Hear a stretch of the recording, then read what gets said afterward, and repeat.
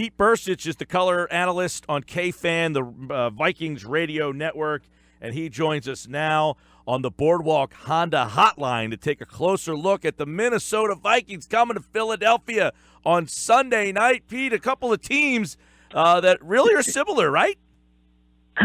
Oh my God, it's eerily similar in more ways than one. Not just from the backup quarterbacks and the good defenses, but the two winningest teams in the NFL without a Super Bowl victory. Two teams that have had their hearts torn out many times. I mean, this is the only good thing is that somebody has to win. Somebody has to go to Minneapolis for the Super Bowl. So, right. Hopefully it'll be us, but. We'll see. This is going to be a very, very good football game. Now, what is here locally? I mean, the Eagles fans are looked at as kind of like, they're just not very well liked. I said the other day, the Eagles have no Super Bowls, but they're not like the lovable losers, like the Cubs or the Indians. People just despise the Eagles for some reason. What is the national perception of the Vikings? Is there a lot of sympathy for them, or what is kind of the view of the Vikings? I don't know, and I think that's kind of not the issue, but one of the reasons why I don't think the Vikings are, media darlings is just, who's your quarterback, right? It's like Case Keenum, who's he? And then who's the next best player on the team? It's like, okay, well, who would that be? I mean, on defense, who's the best player on defense? Well, there's a bunch of them that are really good. We don't have a ton of faces for the franchise right now. I mean, Coach Zimmer's, he's funny, he has a wicked sense of humor, but he's a pretty quiet guy. So it's you can't throw up Drew Brees and Sean Payton and you know what I mean, those kinds of things. And people, when they're going to places, they usually fly right over Minneapolis. So we're kind of in flyover land, and I don't know. It's interesting that people just I don't think know a ton about this team. Hey, Pete, the numbers suggest that the Vikings are different on the road, like most teams. But when the Vikings play on the road defensively, do you notice a difference? I think we've had a couple of tougher games. I mean, you look at just toward the end of the season. You go to Carolina, and they just made too many mistakes. I mean, they had a Funchess touchdown where Daniil Hunter. He had Cam Newton wrapped up for a sack and then let him go, and he scores. And Kyle Rudolph dropped a big reception, and we had a number of things that went wrong. But then you look at the Atlanta game where Dan Quinn, the least amount of points he's ever scored at home with his offense was 10 in 2015 with the Vikings, and then we held them to 9. So it's some of it might be outdoors. I know Washington, we won that game, and that was it was a closer game than what we had expected. So I don't necessarily know if it's the road is hard to plan, but outdoors makes it even a little bit more even. I think it gives the Eagles a little bit more of an advantage. Hey, Pete, this is Pete Thompson. Now, how would you describe the offense? I mean, we know they're a running team, a balanced team, a big play attack with Diggs and Thielen, but how would you describe the Vikings offense this season? Well, I think what Pat Shurmur's done, our offensive coordinator, has done a great job of is building the scheme and the system around what he has. In Case Keenum, when Sam Bradford was here last year and he was healthy, he has unbelievable accuracy, unbelievable arm strength, which that's why he was a first-round draft. Case Keenum, however, is very smart, very tough, and very mobile. And not a mobile like a runner. We're going to run the option with him. But more mobile, and then he can keep a play alive. He can escape a free rusher to the quarterback, those kinds of things.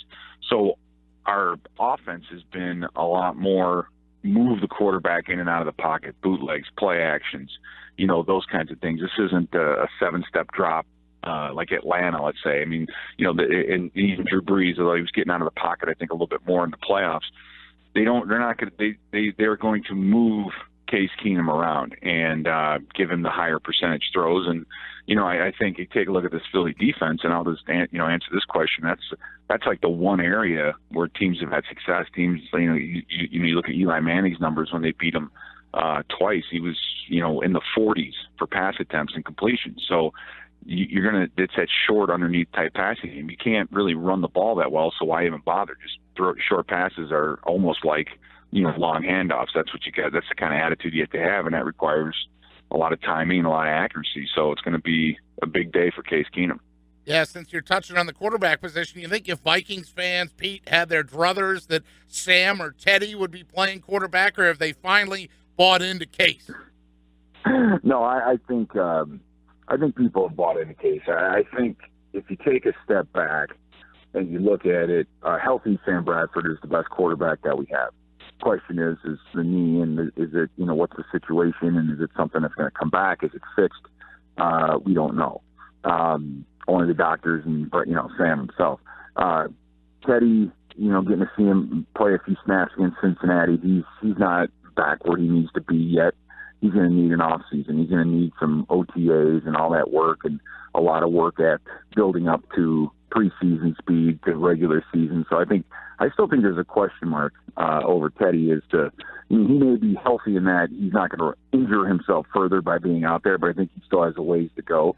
So, but with the way Case Keenum has led this team, if you pick the favorite, I think, Case Keenum would be that guy. Pete Bercich is the radio analyst for the Minnesota Vikings. How are the Vikings, I guess, handling that they're the favorite this week? They're coming on the road, and they're a road favorite that people are expecting them to win. I don't know. I think they're trying to handle like any other road game, and I think a lot of that has to do with the Nick Foles effect and kind of the end of the season effect that the Eagles had. But they beat a good Atlanta team and they played well. And I mean, like I said, they're good up front on both sides of the football. Very good offensive line and very, very good defensive line. And so, they're gonna give anybody problems, I think, unless you can find a way to attack them on the edges or get outside on them and those kinds of things. So I don't think the Vikings are necessarily looking at it too confidently. I mean, you came a miracle play away from losing to the Saints at home. So I don't think anybody's walking around with, okay, we got through that. That was the game. We beat the team. I mean, no, I don't think so at all. I think that they're, realizing that you can't have interceptions. You can't get punts blocked if you expect to win a game during playoffs. So I think they're dialed in pretty tightly. Yeah, and obviously the hangover from that play is, you called it. You were there. Tell us what it was like in the booth with that game. Paul Allen on the call. You're on the, the color commentary. I listened to it. I mean, you guys were going bonkers. The organic nature of that is you obviously have no idea, but give us the feel inside the booth when that happened. Well, I guess to paint the picture, to give you a little history, I've been a part of this organization as a player and a coach and now radio for 23, 24 seasons. I was on the field in 98 when we were 15-1 and lost to Atlanta. I was on the field in 2000 when we got beat 41 donuts. These are both NFC championships, by the way. Called the 2009 game when we lost to the Saints. And this is the second best record the Vikings have had regular season. And, oh, by the way, we got knocked out of the playoffs against Arizona on a last-second touchdown in 2003, I believe it was. And 2 years ago, we, missed a chip-shot field goal to get in. And, I mean, it's almost as if there's they call it an avatar syndrome up here. It's like we're snake bit. We just wait for the other shoe to drop constantly. And toward the end of that game, I'm analyzing the game, and I'm trying to think about, okay, well, how am I going to sum this up? Because you usually get about a minute or so at the end of the broadcast, and how are you going to sum up a 13-3 season that ends like this? Well, then all of a sudden, the play happens, just crazy. I mean, the Vikings ran that same route 3 times, I believe, on that drive, which is why I think the safety was there. He got there a little bit too early and didn't make a play on the ball, but whatever. It went from, you go from the precipice to the top of the mountain, and it was in a matter of seconds. It was crazy. I think only half the stadium really went crazy at first because the other half of the stadium couldn't see if big stadium bounds or not. It was kind of a crescendo, and then after the game, I mean, the players and the fans, everybody just kind of hung out. It was, 15, 20 minutes of people just kind of standing around, reveling in the moment.